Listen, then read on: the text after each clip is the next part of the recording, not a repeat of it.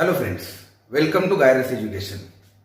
So class 12 फिजिक्समध्ये आज आपण सुरू करतोय ऑसिलेशन नावाचं चॅप्टर, राईट. सो ऑसिलेशन आपल्या सर्वांना माहिती आहे. बेसिकमध्ये आपण अनेक वेळा चर्चा केली. It is one of the type of motion, right. So before starting anything on the oscillation, let us first recall the motion, right? So we have seen in many chapters, while discussing many chapters, we have discussed about the motion of a particle. So motion of a particle is basically its movement with respect to surrounding. मग आपण त्यात types बघितले: linear motion, angular motion, circular motion, rotational motion. So आपण हे जे types पाडलेले आहेत मोशनचे, they are basically based on the path followed by the particle or followed by the body during its motion. So particularly linear motion जर consider केली तर linear motion मध्ये बॉडी एका स्ट्रेट लाईनच्या अलॉंग मूव्ह होत असते when the motion starts and it acquires new position every time when it moves in the direction of force or opposite to the force. Then angular motion मध्ये आपण बघितलं body follows the angular path. Circular motion मध्ये आपण बघितलं body follows the circular path. Rotational motion मध्ये आपण बघितलं body rotates about it self. मग आता oscillation is one of the type of motion. इथे काय होत असेल हा प्रश्न ऑब्व्हियसली आपल्या मनात येतो. तर मित्रांनो, या ठिकाणी मोशन मध्ये body it can follow a linear path और अन अँग्युलर पाथ. ठीक आहे. सो एक कर्व बॉडी फॉलो करू शकते किंवा बॉडी स्ट्रेट लाईन फॉलो करू शकते. मग ही मोशन लिनियर किंवा अँग्युलर मोशन पेक्षा वेगळी कशी, तर ते आपल्याला थोडक्यात समजून घ्यायचं आहे. पण तत्पूर्वी मग आपण ऑसिलेटरी मोशनचे जे रोजच्या व्यवहारातले एक्झाम्पल्स आहे त्याच्याकडे थोडंसं लक्ष देऊ. से आपण रोजच्या व्यवहारात बघतोय शिलाई मशीनची जी सुई असते ती वर खाली होत असते. घड्याळाचा पेंडुलम जो असतो तो या पद्धतीने तो मूव्ह होत असतो अबाउट ए मेन पोझिशन, जिथे तो फिक्स केलेला आहे, लटकवलेला आहे, पिव्होट केलेला आहे, त्या फिक्स पोझिशन भोवती तो असा मूव्ह होत असतो. त्याचा जो बॉब आहे, मास आहे, तो कर्व ट्रेस करत असतो. ठीक आहे. मग शिलाई मशीनची सुई एका स्ट्रेट लाईन पाथला फॉलो करते, घड्याळाचा पेंड्युलम एका कर्वला फॉलो करतोय. त्यानंतर अनेक एक्झाम्पल, झाडाचं पान जरी हलतंय so that is also oscillatory motion. ते आणखी काय एक्झाम्पल देता येईल? झोका, swinging of swing is a oscillation motion, oscillatory motion. Then आणखी आपल्याला रेसिप्रोकेटिंग इंजिन मध्ये पिस्टन ऑसिलेटरी मोशन करतोय, पुढे मागं तो मूव्ह होतोय. So there are many such examples where you can see the objects are moving about certain position. आपण त्याला मेन पोझिशन म्हणू. ठीक आहे. मी जर इथे पेंडुलम ड्रॉ करतोय आणि हा ओ पॉइंट जर मी घेतला आणि इथे पेंडुलमचा बॉब आहे, so this is my main position. या ठिकाणी मी जर एखादी रेसिप्रोकेटिंग बॉडी घेतोय टू अँड फ्रो मोशन करणारी, so this is main position. So थोडक्यात काय का ऑसिलेटरी मोशन मध्ये बॉडी एखाद्या लाईन भोवती टू अँड फ्रो मोशन करत असते किंवा एखाद्या कर्व वरती टू अँड फ्रो मोशन करत असते, राईट. सो त्याला आपण ऑसिलेशन किंवा व्हायब्रेशन असंही त्याला म्हणतो आपण. तर हे झाली त्याची थोडक्यात माहिती. सो मित्रांनो, तुम्ही हेही पाहिलं असेल का ऑसिलेटरी मोशनला आपण सिंपल हार्मोनिक मोशन असंही म्हणतो, SHM. मग तसा शब्द का आला? तर आपण ह्या चॅप्टरमध्ये जसं जसं प्रोपोगेट करू, जसे जसे याचे इक्वेशन डिराईव्ह करू, डिस्प्लेसमेंट, व्हेलॉसिटी आणि ऍक्सलरेशनचे, तर आपल्या लक्षात येईल ह्या इक्वेशन्स मध्ये आपल्याला साइन आणि कोसाइन हे फंक्शन्स मिळतात. मित्रांनो, हे ट्रिगोनमेट्रीचे पिरियडिक फंक्शन्स आहेत. म्हणजे याच्या value after certain interval of time repeat होतात, सर्टेन अँगल रिपीट होतात. अँड सेकंडली याला आपण हार्मोनिक फंक्शन असं देखील म्हणतो. ठीक आहे. हार्मोनिक, हार्मोनियम म्हणजे काय? सारे ग म प द नि सा, रिपिटेशन आहे तिथं, म्हणून या फंक्शनचं नाव काही तर रिपिटेशन आहे. साईनची व्हॅल्यू 0 ला 0 आहे. तुम्ही फिरून 360 डिग्री अँगलला आले, इट विल बी 0. ठीक आहे. So that kind of repetition is there for this functions are called as harmonic function. आणि हे फंक्शन्स ह्या मोशनच्या वेगवेगळ्या इक्वेशन मध्ये येतं, मोशनच्या डिस्क्रिप्शन मध्ये येतं, आणि म्हणून आपण त्याला काय म्हणतो? Harmonic function. ठीक आहे. म्हणजे सिंपल हार्मोनिक मोशन असा आपण शब्द वापरतो, SHM. ठीक आहे. सो जर ऑब्जेक्ट एका रेषेत फिरत असेल तर त्याला आपण म्हणणार लिनियर SHM, आणि ऑब्जेक्ट जर एखाद्या कर्वच्या अलॉंग जर मूव्ह होत असेल तर त्याला आपण म्हणणार अँग्युलर SHM. ठीक आहे. तर हे झालं एक त्याच्यातला महत्वाचा भाग. मग ऑसिलेशन शिकण्यासाठी आपल्याला आणखी कशाचं नॉलेज असायला हवं? सो मित्रांनो, ऑसिलेशन शिकण्यासाठी आपल्याला आणखी एका सगळ्यात महत्वाचे नॉलेज असायला हवं, आणि ते म्हणजे फोर्स. एक लक्षात घ्या, मोशनच्या बेसिक मध्ये मी अनेक लेक्चर मध्ये सांगतो की motion is produce due to the application of force. ज्यावेळेस बॉडीवर फोर्स अप्लाय होतो त्याच वेळेस मोशन होतं. नाही तर अदरवाईज न्यूटनच्या फर्स्ट लॉ नुसार बॉडीला एक तर स्टेट ऑफ रेस्ट मध्ये राहण्याची टेंडन्सी असते, किंवा बॉडी एका पर्टिक्युलर मोशन मध्ये जर असेल तर ती मोशन कंटिन्यू करण्याची टेंडन्सी तिच्यात असते. Then it is force which either produces the motion, which either increases the motion or which stops the motion, right?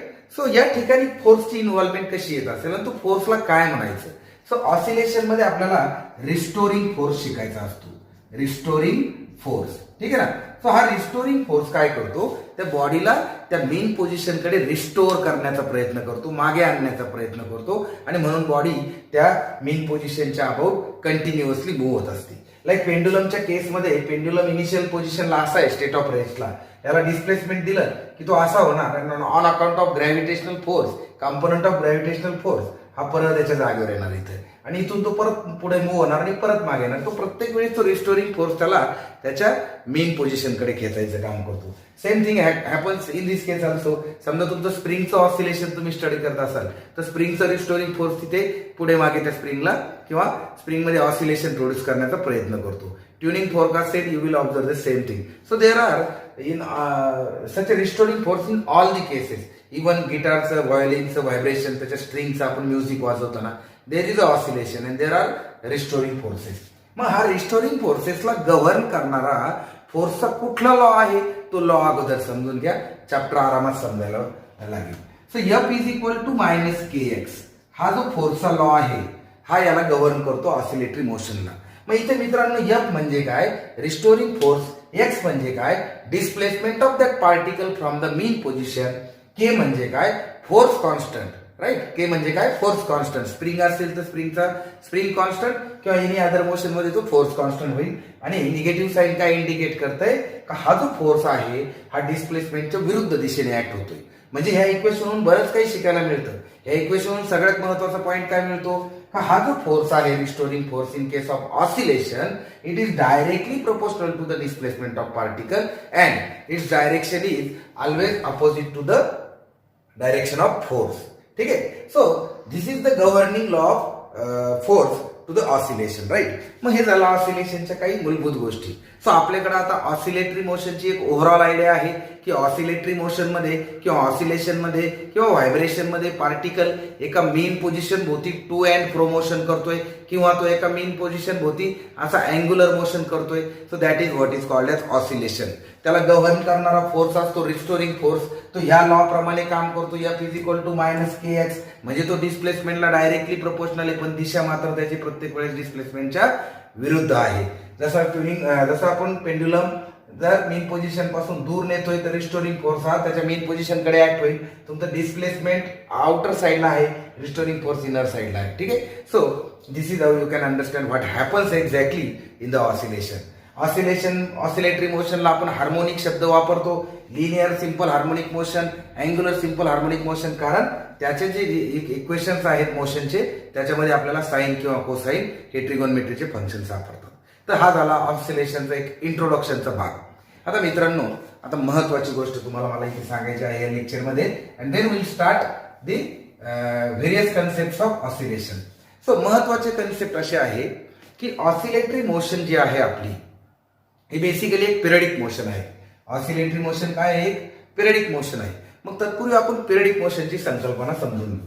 C periodic motion कशाला म्हटलं जातं, the motion which repeats itself after certain interval of time is called as periodic motion, right. जी motion एका ठराविक time interval नंतर पुन्हा एकदा repeat होती त्याला आपण म्हणतो periodic motion.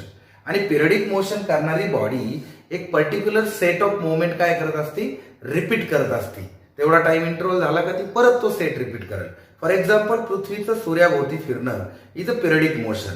After 1 year it start repeating the same path and it completes the path in 1 year again, right. पण आता ह्या ठिकाणी काय होतं, ती पाथ फॉलो करताना फॉरवर्ड दिशेला जाते आणि तो टाइम पिरियड जसा जसा जवळ येतो तसा तसा तो पाथ ती कम्प्लीट करते. मग ही बेसिकली युनिफॉर्म सर्क्युलर मोशन आहे in which that particular circle is repeated after that particular time.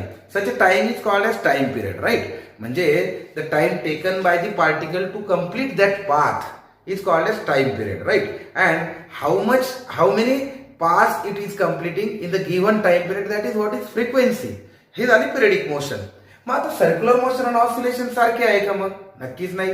आता ऑसिलेशन मध्ये काय होतं का, ऑसिलेशन मध्ये पार्टिकल टू अँड फ्रो होतोय त्या पाथवरती किंवा त्या अँग्युलर पाथवरती टू अँड फ्रो होतोय. म्हणजे ह्या टाईपच्या पिरियडिक मोशन मध्ये the particle is repeatedly moving along the same line or along the same curve, right?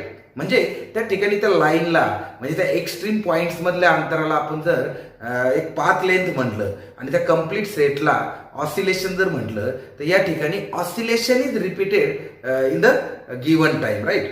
मग then such motion is oscillatory motion in which the path is repeated frequently. The frequency of repetition is more. There is difference between that uniform circular motion and oscillatory motion. So simply what we can say is every oscillatory motion is periodic motion, but every periodic motion is not oscillatory motion. Current circular motion, uniform circular motion is a periodic motion, but it is not oscillatory motion.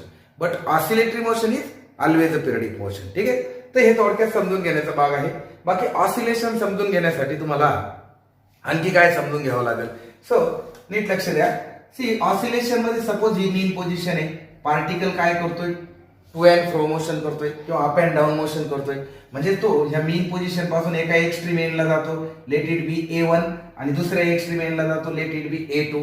म्हणजे every time त्याचं displacement along दिस line होत असतं. मग maximum displacement तो एका एंडला complete करतोय, तेवढंच मॅक्झिमम डिस्प्लेसमेंट तो ऑपोजिट एंडला कंप्लीट करतोय.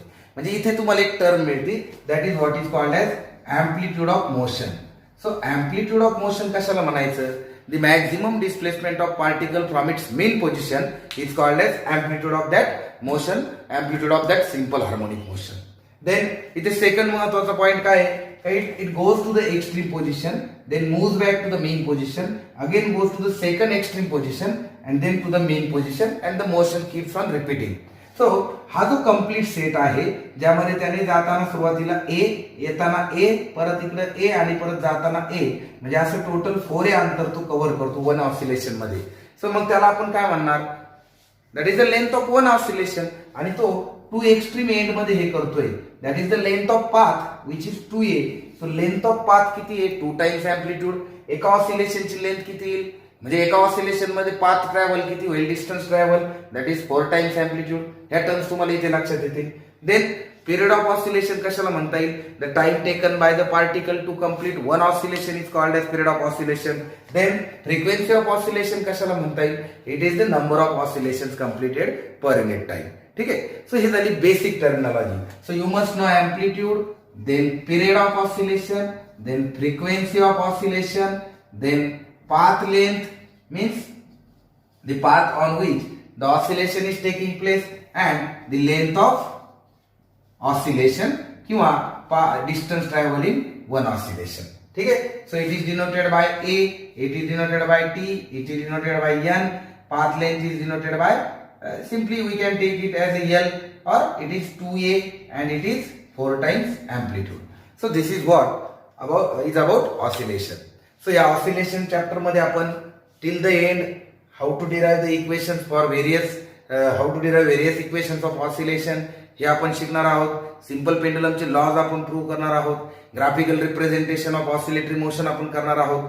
देन आपण composition of 2 simple harmonic motion इथे शिकणार आहोत. आणि फायनली चॅप्टरच्या आपण या ठिकाणी डॅम्प ऑसिलेशन म्हणजे ऑसिलेशनची डॅम्पिंग, व्हायब्रेशनची डॅम्पिंग कशी करायची हे आपण शिकणार आहोत. सो मित्रांनो, हे झालं introduction of oscillatory motion. It is very important motion and it is everywhere in our surrounding. So हे लेक्चर ऐकल्यानंतर try to observe where you can see the oscillatory motion, and the main important thing is the equation of force. That is also very helpful to derive the differential equation of oscillation. ठीक आहे? So next session attempt करण्यासाठी, next session समजून घेण्यासाठी channel subscribe करा, bell button दाबा, तुम्हाला notification मिळतील. ठीक आहे? सो आपण फिजिक्सचा आता ऑसिलेशन सुरू केलाय. Thank you very much.